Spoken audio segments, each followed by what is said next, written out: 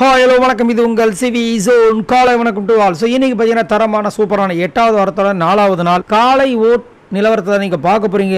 அதுக்கு முன்னாடி பார்க்குற எல்லோரும் நம்மளோட சேனலை சப்ஸ்கிரைப் பண்ணிட்டு பாருங்கள். நிறைய பேர் நல்ல ஒரு சப்போர்ட்டை கொடுக்குறீங்க, ரொம்ப ரொம்ப நன்றி. இப்போ வாங்க அந்த வீடியோக்குள்ளே போகலாம். அதுக்கு முன்னாடி விஜய் பார்வதியோட செயல்கள் இந்த வீக்லி டாஸ்கில் எப்படி இருக்குது அப்படின்றத மறக்காமல் கேட்ட கமெண்ட்ஸ் பண்ணுங்கள். அதே மாதிரி எவ்வளோ பேர் எவ்வளோ இடைஞ்சல்கள் கொடுத்தாலும் சிரிச்சுக்கிட்டே இந்த வாரத்தை கடக்கிற விஜய் பார்வதிக்கு ஒரு வாட்ஸ்அப் கண்டிப்பாக கொடுத்தே ஆகணும். அதை பற்றி உங்களோட கருத்துக்களை சொல்லுங்கள். உங்களுக்கு மனம் கவர்ந்த ஒரு பர்சன் அப்படின்னா இந்த டாஸ்க்கை பொறுத்த வரைக்கும் யார், அந்த நேமை கமெண்ட்ஸில் கொடுங்க. இப்போ வாங்க அந்த அனலைசஸ் வீடியோக்குள்ளே போகலாம். ஃபர்ஸ்ட் பிளேஸில் யார் இருக்கா அப்படி பார்த்தீங்கன்னா விக்ரம் இருக்காரு. இவர் எவ்வளோ ஓட்ஸ் வாங்கியிருக்காரு அப்படி பார்த்தீங்கன்னா 69,162 ஓட்ஸ் வாங்கியிருக்காரு. ஓட்டிங் பர்சன்டேஜ் பார்த்தீங்கன்னா 16.81. விக்ரமுக்கு என்ன தான் ஓட்டு அதிகப்படியாக இருந்தாலும் கண்டிப்பாக இதை என்னால் அக்செப்ட் பண்ணவே முடியல. ஏன்னா அந்த அளவுக்கு இவர் பர்ஃபார்மன்ஸை பண்ணுறாரா கேட்டிங்கன்னா கிடையவே கிடையாது. ஏன்னா உயிரை கொடுத்து அவன் அந்தந்த மாதிரி பர்ஃபார்மன்ஸ் பண்ணியிருக்கும்போது இவர் பண்ணுறாரு, இல்லைன்னு சொல்லலை. ஆனால் ஃபஸ்ட்டு பிளேஸில் வர அளவுக்கு இவரோட பர்ஃபார்மன்ஸை கேட்குறேன். ஏன்னா இப்போதைக்கு கரண்ட்டில் பிக் பாஸ் சீசன் 9ல் one of the toppest contestant எல்லாருமே இந்த வாரம் எல்லாருமே நாமினேஷன்ஸில் வந்துட்டாங்க. அப்படி இருக்கும்போது விக்ரம் ஃபஸ்ட்டில் இருக்காருன்னா அப்போது இதுதான் லாஸ்ட்டோட நிலைமையா? லாஸ்ட் வாரத்தில் அப்போ விக்ரம் தான் ஃபஸ்ட்டில் வருவாரா? இவருக்கு தான் இப்போ கப்பா இன்னையா? இது ஒரு பொண்ணு அடிபட்டு கிடக்குது, அப்போ மனுஷனே ஒரு மனிதனையுமே இல்லாமல் அவ்வளோ கலாய்க்கிறாரு, அவருக்கு இவ்வளோ ஓட்டா? அதை யாராலும் ஏற்றுக்க முடியல, என்னால் ஏற்றுக்க முடியல. இதை பற்றி உங்களோட கருத்துக்களை சொல்லுங்கள். அதே மாதிரி இன்னொரு விஷயத்தையும் சொல்லணும். வியானா கூட வியானா கிட்ட எஃப்ஜே கூட லவ் ட்ராக் பண்ணி நல்லாயிருக்குன்னு சொன்னது இவர் தான். இப்போ நேற்று நைட்டு வியானாவும் எஃப்ஜேவும் பழகிறது எனக்கு சுத்தமாக பிடிக்கல, 1.5 நாளைக்கு சைலண்ட்டாக இருங்கன்ற மாதிரி அவரே சொல்கிறார். இது என்னது? இதை பற்றியும் சொல்லுங்கள். 2வது பிளேஸ் பார்த்தீங்கன்னா திவ்யா இருக்காங்க. இவங்க எவ்வளோ ஓட்ஸ் வாங்கியிருக்காங்க அப்படின்னு 51,614 ஓட்ஸ் வாங்கியிருக்காங்க. ஓட்டிங் பர்சன்டேஜ் பார்த்தீங்கன்னா 12.55. திவ்யா வரி ஒஸ்ட்டுங்க. நேற்று நைட்டு பார்த்தீங்கன்னா செம்மையை பார்த்து காலவாரி விடுறாங்க விஜய் பார்வதி. ஏன்னா விஜய் பார்வதி எல்லா ஸ்டூடெண்ட்ஸும் அதாவது தூங்க வைக்கிற முதற்கொண்டு கடைசி வரைக்கும் அவங்க படுத்ததுக்கப்புறமா சமையல் அந்த பாத்திரங்களை கழுவிட்டு தான் தூங்கணும். எவ்வளோ வேலைகள் இருக்குது. அந்த நேரத்தில் திடீர்னு ஏதோ சர்க்கல் வந்துருச்சா, இவங்க வெளியே படுக்கணும்னு சொல்லி வந்திருக்கான். அதனால் திவ்யா வாங்குன்றாங்க. சமயம் பார்த்து நீங்கள் நீ வேணும்ட்டுமே நிராகரிக்கிறீங்க, நான் பேசுகிறத நீங்கள் கேட்கவே மாட்டீங்க. என்னமோ இந்த அம்மா அந்த அம்மா லோ பண்ண மாதிரி. இந்த அம்மா விஜய் பார்வதி இல்லாத இடத்துல எவ்வளோ கழிவுகள் ஊற்றுறாங்கன்றது நம்ம எல்லாருக்குமே தெரியும். விஜய் பார்வதிக்கு இந்த ஒரு விஷயம் தெரியாத காரணத்தினால நான் உங்ககிட்ட விரும்பி வரேன், நீ என்னை கண்டுக்கவே மாட்டேன், என்னை ஒரு மாதிரி எரிச்சலாக பார்க்குறேன், நீங்கள் அப்படியே லவாங்கியாக பார்க்குறீங்களாம்மா? என்னென்ன வேலை பண்ணுறாங்க பாருங்க, கடைசி வரைக்கும் வரவே இல்லை. அதுக்கப்புறமா ஐயோப்பா டென்ஷன் பண்ணி விட்றாங்க. இந்த திவ்யா பற்றி என்ன நினைக்கிறீங்கிறத சொல்லுங்கள். 3வது பிளேஸ் பற்றி நான் விஜய் பார்வதி இருக்காங்க. இவங்க எவ்வளோ ஓட்ஸ் வாங்கியிருக்காங்க அப்படின்னு 50,196 ஓட்ஸ் வாங்கியிருக்காங்க. Voting percentage 12.2. So Vijay Parvathi என்னை பொறுத்த வரைக்கும் strongest player, one of the strongest player அப்படின்னு கண்டிப்பாக சொல்லுவேன்.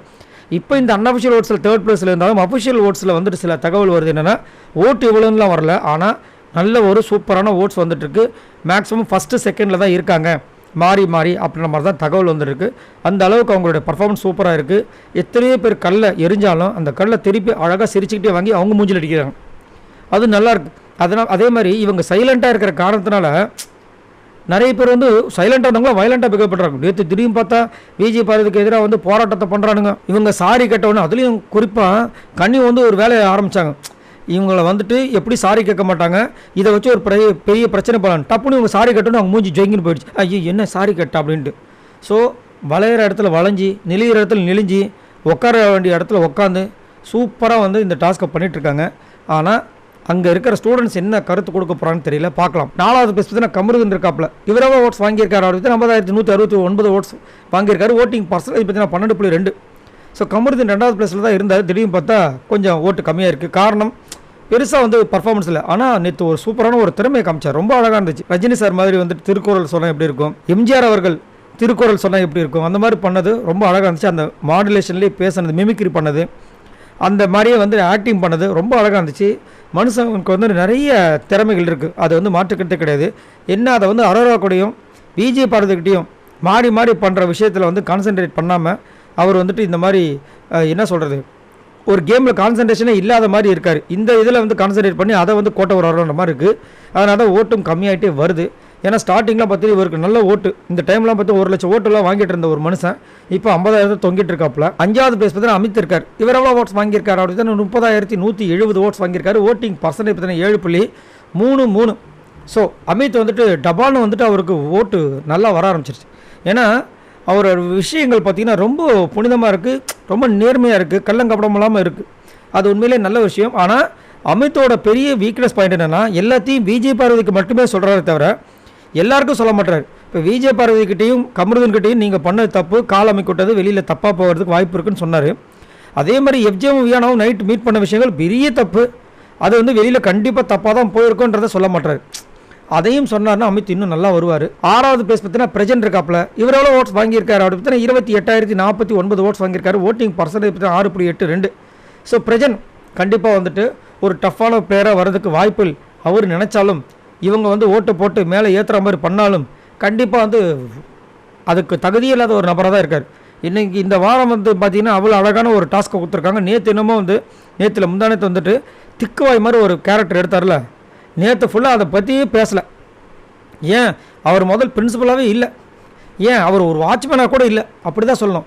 ஏன்னா லுங்கி கட்டிட்டு சுற்றிட்டு இருக்காரு. எந்த பிரின்சிபல் வந்துட்டு ஒரு பேண்ட்டுக்கானு யோசிப்பாங்களே, யோசிச்சு பாருங்கள். அப்போ எவ்வளோ ஸ்ட்ரிக்டாக இவர் வந்துட்டு அதுக்கு ஒரு விஷயத்தை பண்ணியிருக்கணும், ஏதாவது ஒரு பனிஷ்மெண்ட் கொடுத்துருக்கணும். அது வரைக்கும் கிளாஸ் நடக்காது, எல்லாம் முட்டி போட்டு ஏதோ ஒன்று பண்ணுங்கன்றான். நான் தப்பே இல்லையே, எதையுமே பண்ணாமல் பரவாயில்ல, பேண்ட் இல்லைனா பரவாயில்ல லுங்கி கட்டிக்கிறேன், இப்போ லுங்கி தூக்கிட்டாங்கன்னா பரவாயில்ல ஜட்டியோடு இருக்குன்னு கூட இருப்பார் பொழுது. என்னத்தை சொல்ல, ஒன்றும் சொல்கிறதுக்கு இல்லை. 7வது பிளேஸ் பார்த்தீங்கன்னா அரோரா இருக்காங்க. இவங்க எவ்வளோ ஓட்ஸ் வாங்கியிருக்காங்க அப்படி பார்த்தீங்கன்னா 27,941 ஓட்ஸ் வாங்கியிருக்காங்க. ஓட்டிங் பர்சன்டேஜ் பார்த்தீங்கன்னா 6.79. அரோரா அப்பா நேற்று ஒரு விஷயம் பண்ணுறாங்க. அதாவது இந்த காலமிக்கு ஒரு விஷயம் திடீர்னு பார்த்தீங்கன்னா நேற்று காலையில் வந்து பூதாகரமாக வெடிக்குது. உடனே கமருதீன் காலமிக்கு விட்டியா, எவ்வளோ பெரிய தப்பு தெரியுமா, உடனே கமருதீன் கலாச்சார் போதும் நீ அப்படியே ஏற்றி விடாத அப்படின்னு. ஸோ நிறைய இடங்களை பார்த்தீங்கன்னா இந்த மாதிரி விஜய் பார்வதின்ற ஒரு குரல் கேட்டாவே, விஜய் பார்வதி கூட இருக்காது, விஜய் அப்படின்ட்டாவே போதும், அதான் வந்துட்டேன் ஆமாம் கண்டிப்பாக தப்பு பண்ணியிருப்பாங்க, அவங்க இதை பண்ணியிருப்பாங்க, உடனே அங்கே இல்லைம்மா விஜய் பார்வதின்னு சொல்ல விஜய் பிரியங்கான்னு சொன்னோம், ஓ சாரிங்க அப்படின்னு போயிடுவாங்க போல. ஸோ அந்த அளவுக்கு காண்டில் சுற்றிட்டு இருக்காங்க அரோரா. இதை ஒரு கேமாக நினச்சிட்டு மக்களும் ஓட்டு போட்டு 7வது பிளேஸ் வச்சுருக்காங்க. என்னத்தை சொல்ல. 8வது பிளேஸ் பார்த்தீங்கன்னா சாண்ட்ரா இருக்காங்க. இவங்க எவ்வளோ ஓட்ஸ் வாங்கியிருக்காங்க அப்படி பார்த்தீங்கன்னா 27,627 ஓட்ஸ் வாங்கியிருக்காங்க. ஓட்டிங் பர்சன்டேஜ் பார்த்தீங்கன்னா 6.72. சாண்ட்ரா பற்றி கண்டிப்பாக சொல்லி ஆகணும். சாண்ட்ரா நல்ல திறமையான ஒரு ஆக்ட்ரஸ், உங்களுக்கே தெரியும். ஆனால் இந்த டாஸ்கில், இந்த வீக்லி டாஸ்கில் எவ்வளவோ சந்தர்ப்பங்கள் கிடைக்கிது, ஒன்றுத்தையும் யூஸ் பண்ணுறதில்ல.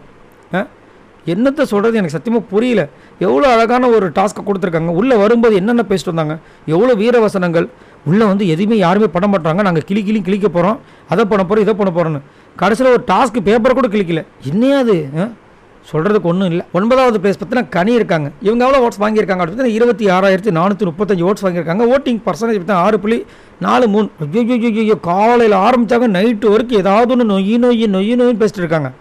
அதே எஃப்ஜே பண்ண விஷயங்கள் அவன் பண்ணது தப்பு இல்லையப்பா, இதெல்லாம் ஒரு இதானு அதுவும் போராட்டம் பண்ணுறாங்க எஃப்ஜேக்கு எதிராக. எஃப்ஜே வந்துட்டு சொரிஞ்சிட்டீங்க அப்படின்ற மாதிரி ஒரு வார்த்தை விட்டார்னு. அங்கே வந்துட்டு பா நேற்று நைட்டு கூட தான் போராட்டம் பண்ணிங்க வார்டனுக்கு எதிராக, வார்டன் சாரியாக கேட்டார், இப்போ போய் இவருக்காக பண்ணுறீங்களேன்றாங்க. ஏம்மா அதை அவருக்காக நீங்கள் எதுக்கு பேசுகிறீங்க, ஏற்கனவே வந்து விஜய் சேது வச்சு செஞ்சாரா இல்லையா, என்னத்தை சொல்ல.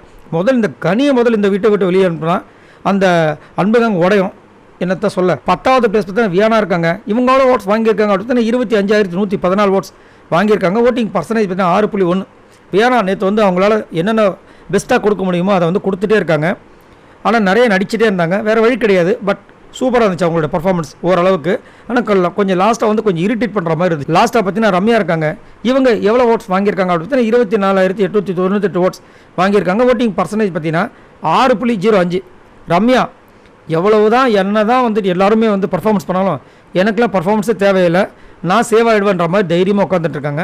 என்னத்தை சொல்ல. லாஸ்ட்டாக இவங்க எல்லாரும் மொத்தமாக ஓட்ஸ் இது வரைக்கும் பார்த்தீங்கன்னா 4,11,375 ஓட்ஸ் வாங்கியிருக்காங்க. ஸோ இந்த வாரம் தயவு செஞ்சு டபுள் எலெக்ஷன் வைங்க.